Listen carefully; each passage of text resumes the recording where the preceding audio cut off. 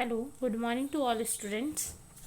Today we will continue the bioavailability part 3 bioequivalence study. आज हम start कर रहे हैं बायोअवेबिलिटी का थर्ड पार्ट जो है वो है बायोइक्विवेलेंस स्टडी. अब बायोइक्विवेलेंस स्टडी क्या होती है वो हमको डिस्कस करना है. तो कुछ टर्मिनोलॉजी से इक्विवेलेंस बायोइक्विवेलेंस से रिलेटेड वो टर्मिनोलॉजी हम डिस्कस करेंगे. देन हम बायोइक्विवेलेंस क्या होता है वो डिस्कस करेंगे. फर्स्टली बायो इक्विवेलेंस क्या होता है. ठीक, इक्विवेलेंस का मीन्स क्या होता है. Relative term compare the drug product with respect to specific characteristics functions और डिफाइंड सेट और स्टैंडर्ड.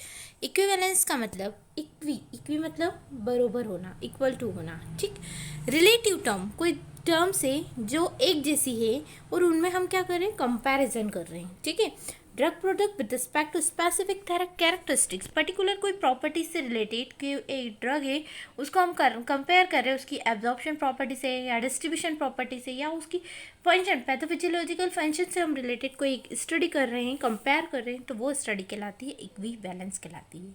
ठीक, सेकेंड है chemical equivalence. Chemical equivalence two or more drug product contain same active ingredients in a same amount. Chemical that means हम जब active ingredient API जब डालते हैं किसी भी डोजेज फॉर्म डिज़ाइन करने में, जब दो या दो से ज़्यादा कोई ड्रग प्रोडक्ट है उसके अंदर हम सेम इंग्रेडिएंट्स डाल रहे हैं, सेम क्वांटिटी में डाल रहे हैं, तो वो स्टडी कहलाती है केमिकल इक्विवेलेंस. ओके, थर्ड हमारा आता है फार्मास्यूटिकल इक्विवेलेंस आता है. फार्मास्यूटिकल इक्विवेलेंस का मतलब क्या है. Two or more drug products are identical in strength, quality, purity, content uniformity, disintegration, dissolution characteristics but may differ in terms of excipients use. Pharmaceutical में हम क्या चीज़ यूज़ करते हैं, डोजेज फॉर्म. किसी भी डोजेज फॉर्म को जब हम कंपैरिजन करते हैं पर्टिकुलरली उसकी स्ट्रेंथ, क्वांटिटी से, क्वालिटी से, उसकी क्या क्वालिटी है, उसमें क्या प्योरिटी है, फिर उसके बाद उसमें कंटेन यूनिफॉर्मिटी, ड्रग हमने डाली है तो सब में बराबर है या नहीं है, डिसइंटीग्रेशन, डिसोल्यूशन वो प्रॉपर हो रही है नहीं हो रही है. इस तरीके की जब ड्रग के अंदर और डिफरेंट ड्रग भले ही सेम है बट डिफरेंट इन एक्सिपेंट्स, यदि एक्सिपेंट्स अलग अलग है, जैसे कि हम बात कर रहे हैं इमल्सिफाइंग एजेंट्स, तो इमल्सिफाइंग एजेंट में हमारे अकेशिया भी होता है, जिलेटिन भी होता है, बेंटोनाइट भी होता है, different type of emulsifying agent. जब इसके बीच में जो स्टडी होती हैगी वो स्टडी हमारी जो कहलाती है वो स्टडी क्या कहलाती है, हमारी फार्मास्यूटिकल इक्विवेलेंस कहलाती है. आपको क्लियर हुआ क्या होता है फार्मास्यूटिकल इक्विवेलेंस. ओके, अब हम आते हैं थेरापेटिक इक्विवेलेंस आता है. ठीक, थेरापेटिक इक्विवेलेंस का मतलब क्या होता है. थेरापेटिक का मतलब होता है हमारा एक्टिविटी. ठीक है, एक्टिविटी पे किस टाइप की एक्टिविटी, थेरापेटिक है ना, जो ट्रीटमेंट के लिए इफेक्टिव है कि नहीं है, तो वो होती है थेरापेटिक इक्विवेलेंस एक्टिविटी. सी डेफिनेशंस क्या है. Two or more drug product that contain same therapeutic active ingredient electing identical pharmacological effect that control the disease eight the same extent. क्या होता है थेरापेटिक एक्टिविटी के अंदर, जब दो या दो से ज़्यादा हम ड्रग प्रोडक्ट्स लेते हैं, उनकी थेरापेटिक एक्टिव इंग्रेडिएंट्स जो होते हैं ट्रीटमेंट के लिए जो ड्रग हम डाल रहे हैं वो सेम है ना, बट फार्माकोलॉजिकल इफेक्ट इनका क्या है, अलग अलग है. That control the disease at to the same extent, but वो कंट्रोल कर लेती सेम एक्सटेंट, मतलब सेम प्रॉपर्टी उनका सेम टाइम के अकॉर्डिंग वो कर लेती हैं, तो वो कहलाता है हमारा थेरापेटिक इक्विवेलेंस कहलाता है. अब होता है बायो इक्विवेलेंस. अब हम आते हैं बायो इक्विवेलेंस क्या होता है. तो जो हम स्टडी कर रहे थे डिफरेंट टर्मिनोलॉजीज की बात, तो हमारा मेन टॉपिक है बायो इक्विवेलेंस.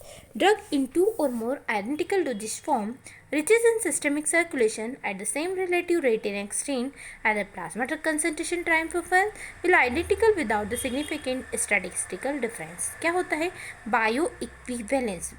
जब ड्रग दो या दो से ज़्यादा डोजेज फॉर्म की हम बात करते हैं, जब वो कहाँ पहुँचते हैं, हमारे सिस्टेमिक सर्कुलेशंस के अंदर पहुँचते हैं, सेम रिलेटिव मतलब जब डोजेज फॉर्म दोनों ही टाइम भी एक ही ले रहे हैं और कितने टाइम में कितनी ड्रग डिसॉल्व हो रही है प्लाज्मा कंसंट्रेशन प्रोफाइल के अंदर, बिना स्टैटिस्टिकल डिफरेंस मतलब कोई डिफरेंस नहीं है, सेम प्रॉपर्टी एग्जिस्ट करता है, तो वो स्टडी कहलाती है हमारी बायो इक्विवेलेंस स्टडी कहलाती है. अब needs objectives for bio equivalence study. क्या ज़रूरत पड़ी है बायो इक्विवेलेंस स्टडी की, क्या उसका एम है बायो इक्विवेलेंस स्टडी के. If a new product is intended to be substitute for an approved medicinal products as pharmaceutical equivalent alternative, यदि हम न्यू प्रोडक्ट जब हमको लेना होता है उसके जगह हम कोई सब्सटीट्यूट हम क्या करते हैं, अप्रूव करते हैं, है ना, वो भले ही फार्मास्यूटिकली क्या होती है, उसके इक्विवेलेंट होती है, अल्टरनेट हम ढूंढते हैं, उसके लिए भी हम क्या कर सकते हैं, बायो इक्विवेलेंस स्टडी परफॉर्म कर सकते हैं। जैसे कि सपोज एग्जांपल है पैरासीटामोल ड्रग है, वो ऑलरेडी टैबलेट फॉर्म में भी है, वो सिरप फॉर्म में भी है, तो यदि हम टैबलेट को छोड़कर उसका कोई सब्सटीट्यूट हम किस फॉर्म में लेना, सिरप फॉर्म में, अप्रूव्ड मेडिसिनल प्रोडक्ट दोनों एक ही चीज़ है, तो वो यदि फार्मास्यूटिकल एक्टिविटी सेम क्रिएट करता है तो उसके लिए भी हम बायो इक्विवेलेंस स्टडी भी परफॉर्म कर सकते हैं। Secondly, the equivalence with this product should be shown or justified in order to ensure the clinical performance. The equivalence with this product, जब बरोबर प्रोडक्ट एक्टिविटी शो करता है तो हम उसको जस्टिफाई कर सकते हैं क्लिनिकल परफॉर्मेंस के थ्रू। क्लिनिकल परफॉर्मेंस के थ्रू कैसे, जब हमने कोई ड्रग का स्टडी करा दैट मीन्स वो माने बॉडी से रिलेटेड हमने कोई ड्रग का स्टडी करा और हम उसके एक्टिविटी पता कर चुके हैं, तो हम जस्टिफिकेशंस कर सकते हैं कि वो हमारा ड्रग जो है क्लिनिकली किस तरीके से परफॉर्मेंस कर रही है। तो इसका मेन एम क्या है, ऑब्जेक्टिव्स क्या है, जिसकी वजह से हम क्या करते हैं, बायो इक्विवेलेंस स्टडी करते हैं। नेक्स्ट है हमारा types of bio equivalence study. कितने टाइप की बायो इक्विवेलेंस स्टडी होती है, जैसे कि हमने प्रीवियस लेक्चर्स में डिस्कस करा था कि बायो अवेबिलिटी हमारा डिफरेंट टाइप की बायो अवेबिलिटी होती है। सेम हमारा बायो इक्विवेलेंस कितने टाइप की होती है, 2 टाइप्स की होती है। First one is in vivo bio equivalence study. पहली जो बायो इक्विवेलेंस स्टडी होती है वो इन विवो होती है, इनसाइड द बॉडी। ओके, इसके अंदर जनरली क्या आता है हमारा, oral immediate release product with systemic actions. Oral जब हम लेते हैं कोई डोजेज फॉर्म को, इमीडिएटली वो क्या होती है, ड्रग रिलीज होती है। किसके अंदर ड्रग रिलीज होती है, ब्लड के अंदर। जब वो क्या प्रोवाइड करता है हमको, नैरो थेरापेटिक रेंज डिनोट करता है। Pharmacokinetic complicated by absorptions, non linear kinetic presystemic eliminations. Second है unfavourable physicochemical properties, documented evidence for bioavailability problems, no relevant in vivo data available। जब हम ओरली कोई ड्रग डोजेज फॉर्म देते हैं, जब वो सिस्टमिक एक्शंस देता है तो उसमें क्या क्या चीज़ हमको आती है, जो कि हमने प्रीवियसली डिस्कस करा है। अब ये 1 बाय 1 हम डिस्कस करेंगे कि नॉन लीनियर काइनेटिक क्या होता है, लीनियर काइनेटिक क्या होता है, प्रीसिस्टमिक क्या होता है, अनफेवरेबल आपको पता है, जिस तरीके की हम फिजियोकेमिकल प्रॉपर्टीज़ चाह रहे हैं यदि वो नहीं आ रही है, that is known as unfavourable physicochemical properties. ठीक। Documented evidence for bioavailability problems. Documented evidence, यदि हमारी बायोअवेबिलिटी हम परफॉर्म कर रहे हैं तो हमको डॉक्यूमेंटेशंस करना इट इज़ वेरी नेसेसरी, क्योंकि हमको वो ज़रूरी है डॉक्यूमेंटेशंस करना। सेकेंड है non oral immediate release product. उसके लिए भी हम क्या कर सकते हैं, इन विवो स्टडी को परफॉर्म कर सकते हैं। Modified release product with systemic actions. Modified release, तुरंत हमारी ड्रग जो है रिलीज करे प्रोडक्ट सिस्टमिक एक्शन ब्लड के अंदर, तो उस तरीके के लिए हम इन विवो स्टडी को बोल सकते हैं। Studies are conducted by pharmacokinetic and pharmacodynamic method। In vivo study भी जो होती है, हमने पहले बायोअवेबिलिटी पढ़ा था, वो इन विवो इन विट्रो होता है। हमने देखा था फार्माकोकाइनेटिक और फार्माकोडायनामिक 2 मेथड होती है। फार्माकोकाइनेटिक में हमारी जो मेथड होती है कि वो हमने देखा था कि प्लाज्मा ड्रग कंसंट्रेशन आ जाता है हमारा और यूरिनरी आता है। डायनामिक में फार्माकोलॉजिकल इफेक्ट आता है, थेरेपेटिक इफेक्ट्स आता है। सेम इन विवो को भी हम ये दोनों मेथड से क्या कर सकते हैं, पता कर सकते हैं। सेकेंड हमारा in vitro. Second bio equivalence study जो है कि वो किस तरीके की हमारी इन विट्रो है। ओके, अब इन विट्रो में हमारा क्या चीज़ आता है, बायोवेवर्स टर्म्स एक यूज़ की जाती है, वो होता क्या है। बायोवेवर्स in vitro study dissolution study can be used to alternate to in vivo bioequivalence under the certain circumstances। बायोवेवर्स वो होते हैं जब हम आउटसाइड द बॉडी कोई चीज़ की स्टडी करते हैं, कोई डोजेज फॉर्म, कोई ड्रग की कोई हम स्टडी करते हैं। फॉर एग्जांपल डिसोल्यूशन स्टडी हम यदि कर रहे हैं, can be use to alternate the in vivo bioequivalence under the certain circumstances. यदि हम क्या कर रहे हैं, हम यदि इन विवो स्टडी के बाद हम कोई आउटसाइड द बॉडी कोई हमारी एक्टिविटी हम देखते हैं, तो हम उसका अल्टरनेट क्या देखते हैं, डिसोल्यूशन स्टडी। और डिसोल्यूशन स्टडी भी जो है वो हमारी बॉडी में कैसे ड्रग डिसॉल्व होती है, ऐसे कैसे आउटसाइड द हम एक उसके सब्सटीट्यूट बोल सकते हैं। इनसाइड यदि नहीं हो पा रहा है तो उसका एक सब्सटीट्यूट लेके हम आउटसाइड बॉडी को हम क्या करते हैं, ड्रग को डिसोल्यूशन या डोजेज फॉर्म को डिसोल्यूशन करके हम देखते हैं। New drug product differ only in strength of active substance it contains provide all the following conditions hold. जो नए प्रोडक्ट्स होते हैं वो थोड़े से डिफरेंट होते हैं, उनकी क्वांटिटी, उनके एक्टिव इंग्रेडिएंट्स, ये सबसे थोड़ा सा अलग होता है। इनकी कुछ कंडीशंस होती हैं जो हमको देखना होती है। Firstly pharmacokinetics are linear that means pharmacokinetic मतलब होता है एड्सॉर्प्शन, डिस्ट्रीब्यूशन, मेटाबॉलिज्म और एक्सक्रीशन होता है। ये जब हम इनके बीच में कंसंट्रेशन और टाइम के बीच में जब ग्राफ बनाते हैं तो ये कैसा होना चाहिए, लीनियर स्ट्रेट लाइन को फॉलो करना चाहिए। Secondly the qualitative composition is the same. यदि हम क्वालिटी की बात करें डोजेज फॉर्म में तो वो क्या होना चाहिए, बिल्कुल सेम होना चाहिए। The ratio between the active substance and excipients in the same ratio between the excipient is the same. इनका जो रेशियो होता है ड्रग और एक्सिपेंट का वो कैसा होना चाहिए, सेम होना चाहिए। यदि हम डिफरेंट डोजेज फॉर्म की बात कर रहे हैं तो उनका ड्रग और एक्सिपेंट का रेशियो जो होना चाहिए वो कैसा होना चाहिए, सेम होना चाहिए। Both products are produce by the same manufacturer at the same production site. जब हम कोई बात कर रहे हैं कोई डोजेज फॉर्म यदि हमारी सेम कंपनी का है, यदि सपोज सिप्ला का है, तो यदि दोनों डोजेज फॉर्म सिप्ला का है तो वो सेम प्रोडक्शन होना चाहिए, तो ही हम बायोवेवर स्टडी कर सकते हैं। The drug product has been slightly reformulated or manufacturing methods slightly modified without affecting the bioavailability। जब हम ड्रग प्रोडक्ट की बात करें तो वो हम वापस इसको रीफॉर्मुलेशंस कर सकते हैं, मैन्युफैक्चरिंग कर सकते हैं, पर उसकी बायो अवेलेबिलिटी को अफेक्ट नहीं करते हुए हम क्या कर सकते हैं, उसकी एक्टिविटी हम परफॉर्म कर सकते हैं, वापस से उसको फॉर्मुलेशंस को डेवलप कर सकते हैं, बट उसमें कोई एक्टिविटी क्या नहीं होना चाहिए, चेंजेस नहीं होना चाहिए।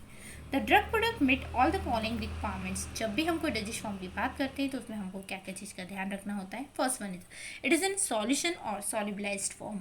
जब ड्रग होती है वो किस फॉर्म में होना चाहिए, सॉल्यूशन फॉर्म में अवेलेबल हो जाना चाहिए, और दूसरा हमारी बॉडी के वाटर कंटेंट में वो क्या हो जाना चाहिए, डिजॉल्व हो जाना चाहिए।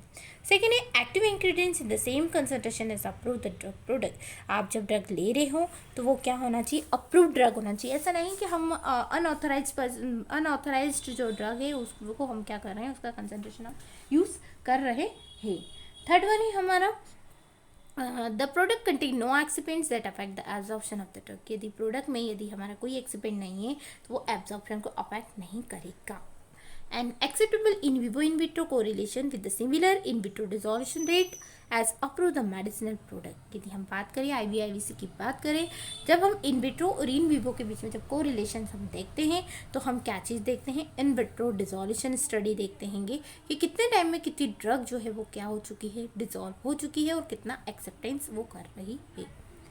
Next, the product is intended for topical administration, oral administration, but not intended to be absorbed। जब प्रोडक्ट जब हम लेते हैं तो या तो स्किन में अप्लाई कर सकते हैं या आप ओरली ले सकते हैं, not intended to be absorb, के वो जरूर नहीं कि वो एब्जॉर्ब करे। तो यहाँ हमारा बायो इक्विवेलेंस कंप्लीट होता है। क्या होता है, ठीक कुछ डिफरेंट टर्मिनोलॉजीज देखी हैं। बायो इक्विवेलेंस दो टाइप का होता है, इन विवो और इन विट्रो होता है। ये कैसे परफॉर्म करते हैं, क्या क्या चीज़ का एसेंशियली नीड होती है, क्या एम होता है, वो हमने डिस्कस किया।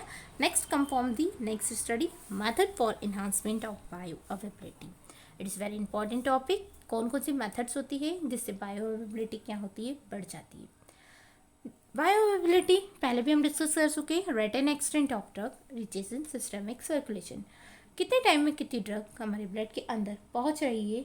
जब ड्रग ब्लड के अंदर पहुंच रही है तो यदि ड्रग ब्लड के अंदर पहुंच रही है, यदि उसकी बायो अवेलेबिलिटी हमारे ब्लड के अंदर कम है तो उसको हम कैसे बढ़ा सकते हैं, ठीक। It is important bio availability increase, किसी की ड्रग की सॉल्युबिलिटी बढ़ाना है या उसकी एक्टिविटी हमारे ब्लड के अंदर फास्ट कराना है तो उसके लिए हम कौन कौन सी मेथड्स यूज़ कर सकते हैं।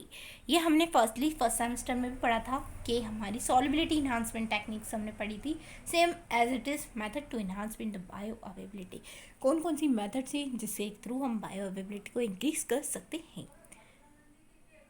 Firstly enhancement of drug solubility and dissolution rate.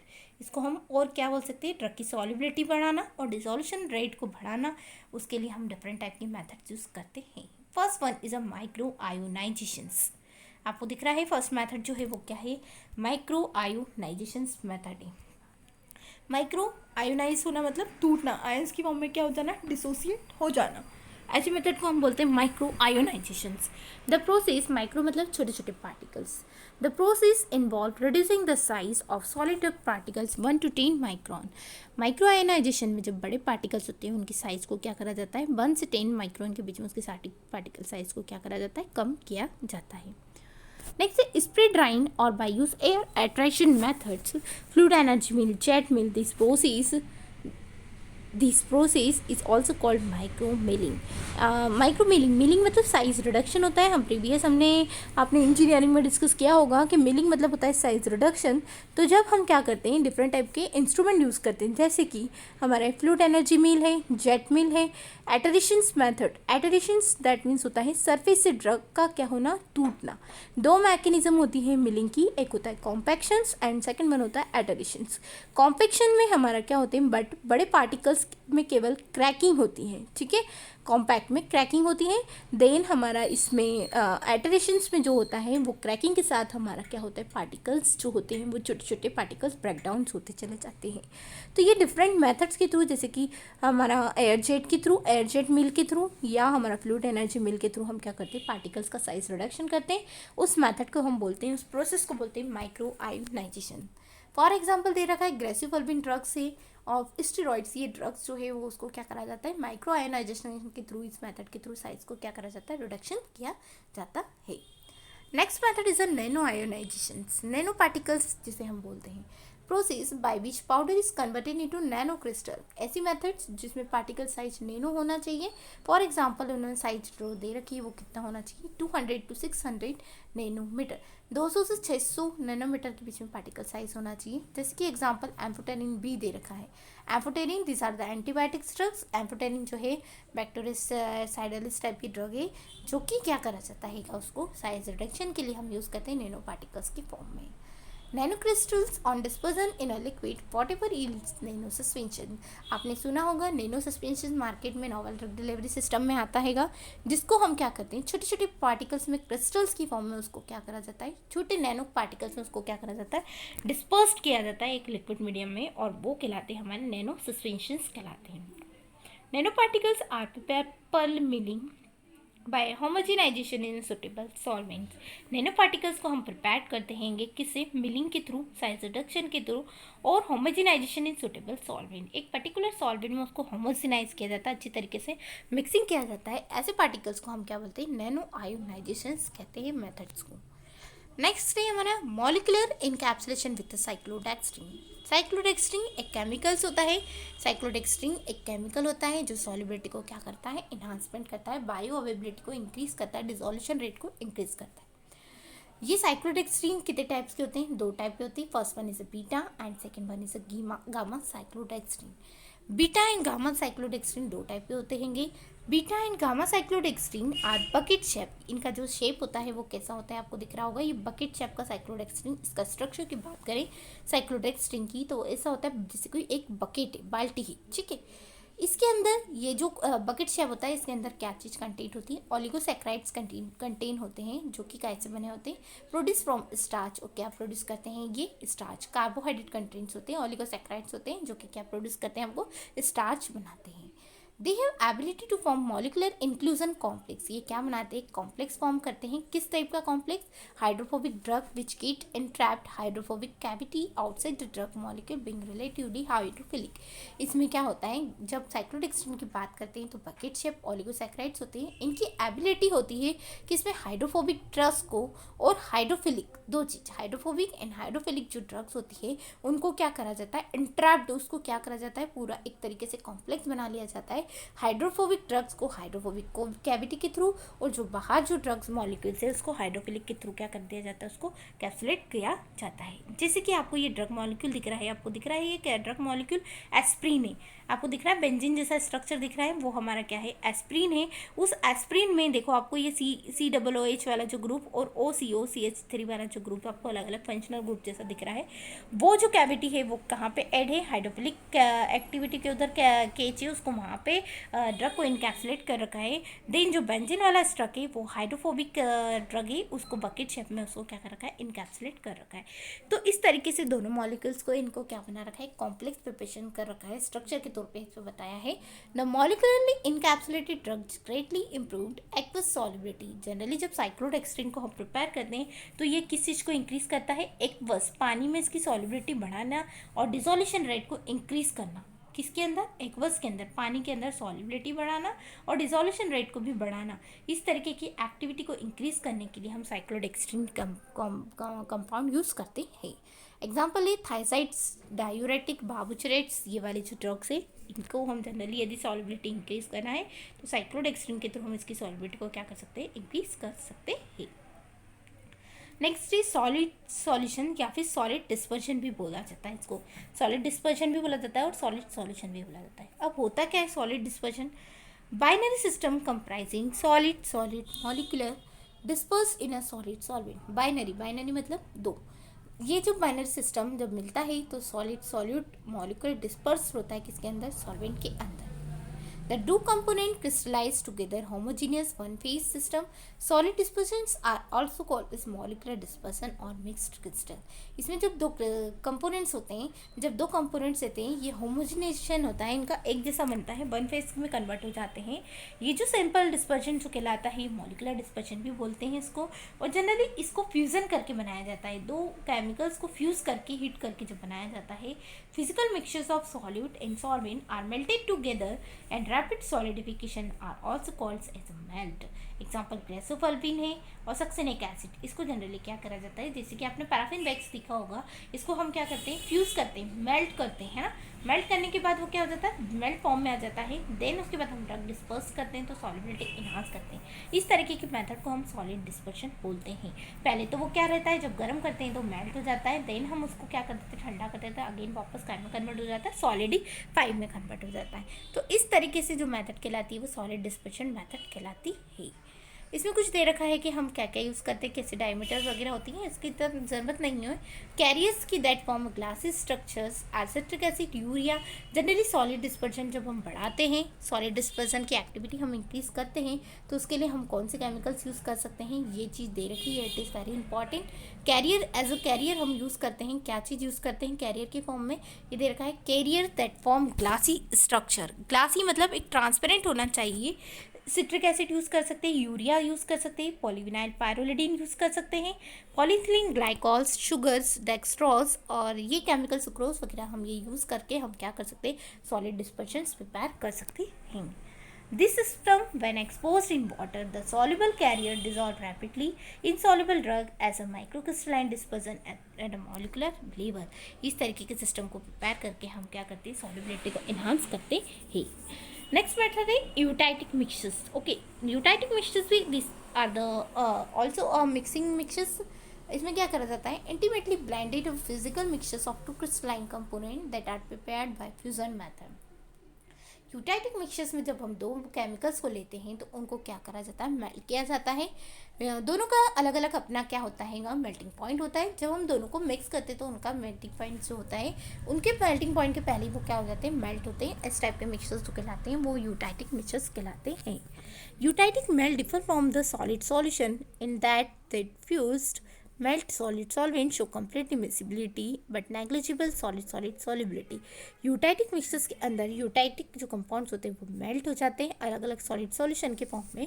जब हम इसको फ्यूज़ करते हैं तो ये सॉलिड सॉल्वेंट कहलाते हैं। ये कम्प्लीटली क्या हो जाते हैं, उसके अंदर मिसिबल हो जाते हैं but negligible solid solid solubility पर अलग से हमको नहीं दिखते हैं कि इनके बीच में सॉलिबिलिटी कौन सी है। When exposed to water, the soluble carrier dissolve leaving the drug microcrystalline state and solubilize rapidly। इस तरीके से हम क्या करते हैं, उसको मिक्स करते हैं। नेक्स्ट मेथड ही हमारा, कुछ मेथड आखिरी में है और जो हम देखते हैं उसको super critical fluid. Super critical fluid क्या होता है, नैनो साइजिंग एंड सॉल्युबलाइजेशन टेक्नोलॉजी।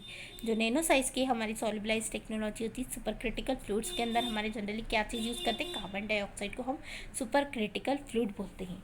ये fluid critical temperature critical pressure होता है। इसकी एक प्रॉपर्टी होती है लिक्विड और गैस के लिए, ये दोनों के लिए एग्जिस्ट करता है। At a near critical temperature, supercritical fluid are the highly compressible but alter the density and mass transfer characteristic of the fluid। इसकी जो super critical fluid that means carbon dioxide जो रहता है वो हाईली बहुत ज़्यादा कंप्रेसिव फॉर्म में होता हैगा। इसकी जो डेंसिटी और मास जो होता है वो फ्लूइड का क्या करता है, अलग अलग डिफर करता है। Drug particles are solubilized with the supercritical fluid recrystalline greatly reduce the particle size. जब हाई प्रेशर में कंप्रेस केस यूज़ करते हैं तो जो पार्टिकल्स बड़े होते हैं वो छोटे पार्टिकल्स में क्या हो जाते हैं, कन्वर्ट्स हो जाते हैं. तो this are the methods to enhance the bioavailability. ये जो कुछ मेथड्स हैं हमने अभी डिस्कस करा, ये क्या करता है, बायो अवेबिलिटी को क्या करती है, इन्हांस करती है. तो यहाँ हमारा जो बायो अवेबिलिटी वाला कुछ पार्ट जो है वो हमारा यहाँ क्या होता है, कंप्लीट होता है. और आज हमारा जो बायो अवेबिलिटी है वो कंप्लीट हुआ है. इसमें हमारा कोई टॉपिक ऐसा नहीं है जो नहीं बचा है. हम नेक्स्ट स्टार्ट करेंगे नेक्स्ट यूनिट या in vitro dissolution test study हम इसमें डिस्कस करेंगे. यहाँ हमारा बायो अवेबिलिटी जो है वो चीज़ कंप्लीट होता है.